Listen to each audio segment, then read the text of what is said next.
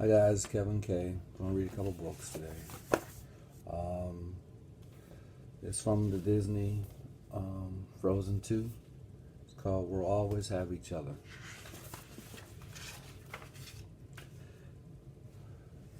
The seasons were changing in Orendale. Fall had come, and Princess Anna and Olaf were looking for a pumpkin for the harvest table. Suddenly, a big red leaf fell right onto Olaf's eyes, and the snowman stumbled all around the patch. "Hey, look at that! You found us the perfect pumpkin," said Anna. But when Anna left the pumpkin, it slipped from her hands and smashed on the ground.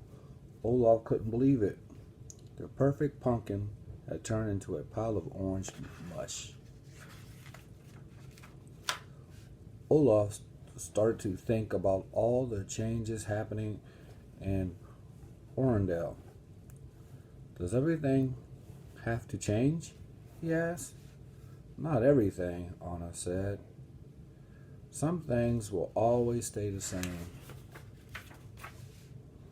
Anna continued, "The leaves are changing color and falling all around, but we know spring will come again. The air is growing colder, but we will keep each other warm. The winds are changing, but no matter what, we'll never let each other go. Our town will continue to grow, but it will forever be our home. Life may get harder sometimes, but we'll stay strong for each other.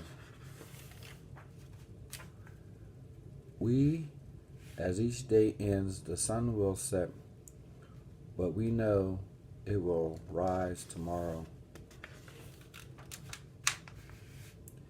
It's true that some things change, but the important things never do, like the friendships between me and you.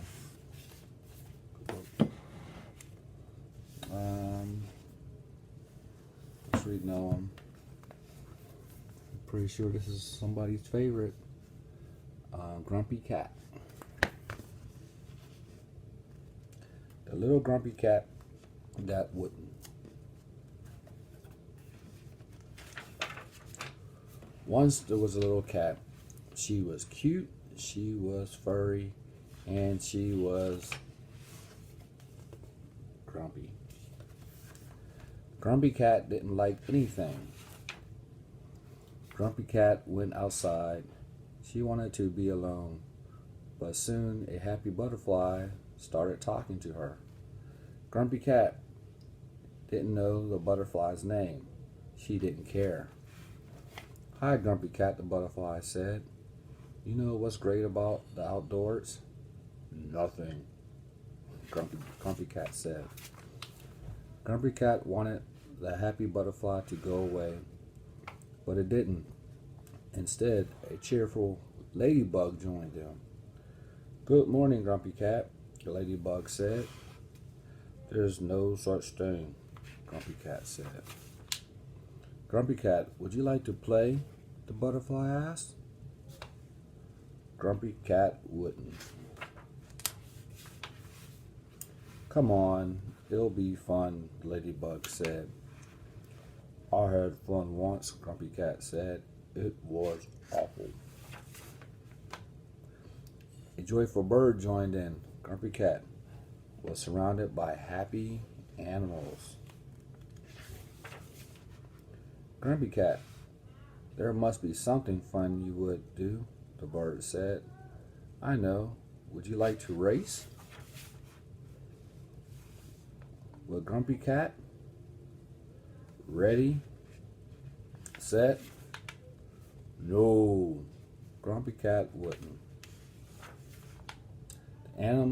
The happy animals all raced away. Grumpy Cat was alone. Good. Grumpy cat. Okay.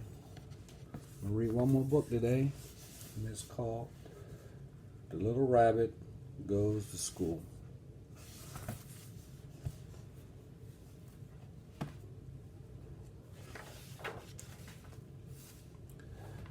Little Rabbit Goes to School. When Little Rabbit woke up, he knew that it was a special day. Today was his first day of school. Little Rabbit got Charlie Horse out of bed. "Come on, Charlie Horse," said Little Rabbit. "You have to go to school." He brushed Charlie Horse's tail and tied on a red ribbon. He took Charlie Horse along to show Mama. "Now we are big," said Little Rabbit proudly. "We are going to school." "Maybe Charlie Horse should stay at home with me," said Mama. "I don't think wooden horses go to school." But Little Rabbit wouldn't listen. "No, Mama," he said. "Charlie Horse wants to go to school." Mama gave Rabbit his lunchbox and told him not to open it until lunchtime. "I won't, Mama," cried Little Rabbit. Little Rabbit skipped along after his brother and sisters. "Come on, Charlie Horse," said Little Rabbit. "Don't be late for school." Soon Charlie Horse needed to stop for a little rest. He wanted to open the lunchbox and take a look inside, but he didn't like the lettuce sandwich. So Little Rabbit had to eat them. And he didn't like the carrot cake, so Little Rabbit had to eat them too. "Come on, Little Rabbit," called his brothers and sisters. "We'll be late for school." "It's Charlie Horse's fault. He makes me late," said Little Rabbit. "Come on, Charlie Horse. Stop making me late." School was much bigger than Little Rabbit thought it would be. His new teacher, Mrs. Morad, was very pleased to see him. She liked Charlie Horse. Miss Morad showed Little Rabbit his new classroom. He was very shy.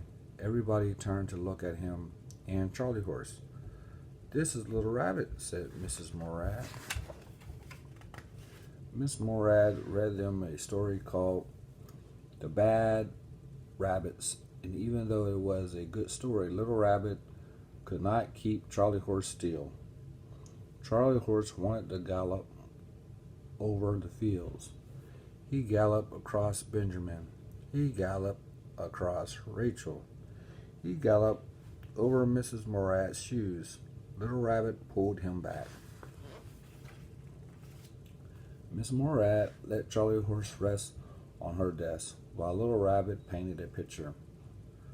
After painting, they learned a song. It was called "If You Need a Friend, Just Whistle." Little Rabbit liked singing. Miss Morad said he was a good whistler too. But she didn't like it when Charlie Horse jumped off the table and danced. She made Charlie Horse sit in the corner for the rest of the song. Next, they made little cakes, but Charlie Horse was naughty and jumped into the cake batter. Miss Morad not let Charlie in the cheese batter. Miss Morad did not let Charlie Horse in the cake batter. She had to give him a bath.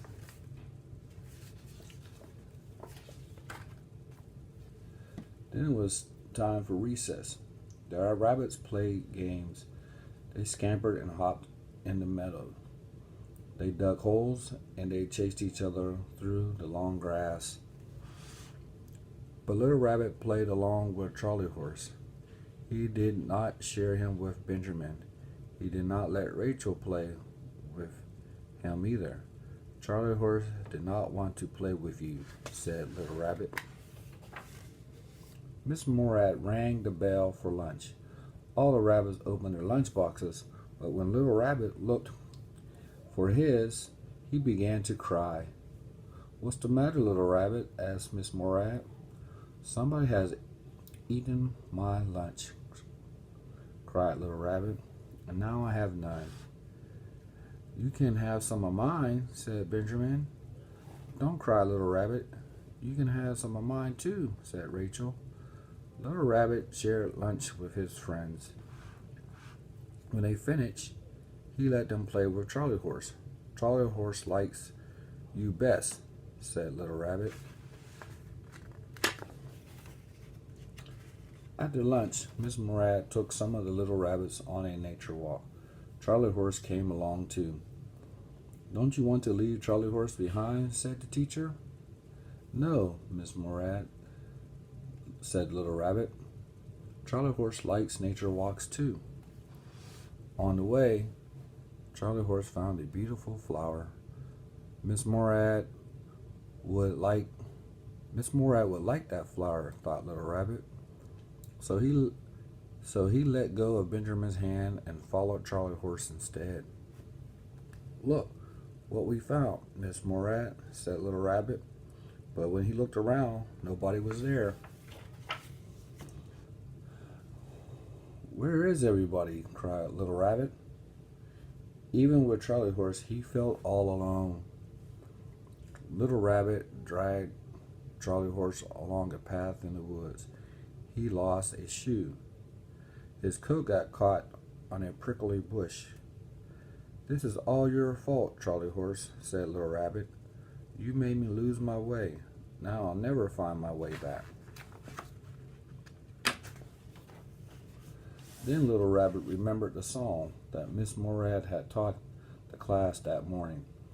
If you need a friend, just whistle, sang Little Rabbit.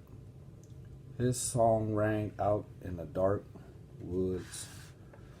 Just as he began to whistle, he heard Miss Morat calling him.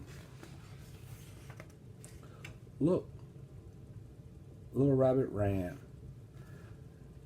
Miss Morat picked him up, and they all went back to school. When they got back to school, Mama and Papa were already waiting for him. Ready to go home? And on the way, Little Rabbit told them all about school, and best of all, his new friends. I can't wait to go to school again, said Little Rabbit. But tomorrow, Charlie Horse can stay home with you, Mama. He's too naughty for school. What a good idea, said Mama. Yeah. Good book. Okay, guys, that's it. Hope you guys are doing good at home. Can't wait to see you again. Bye.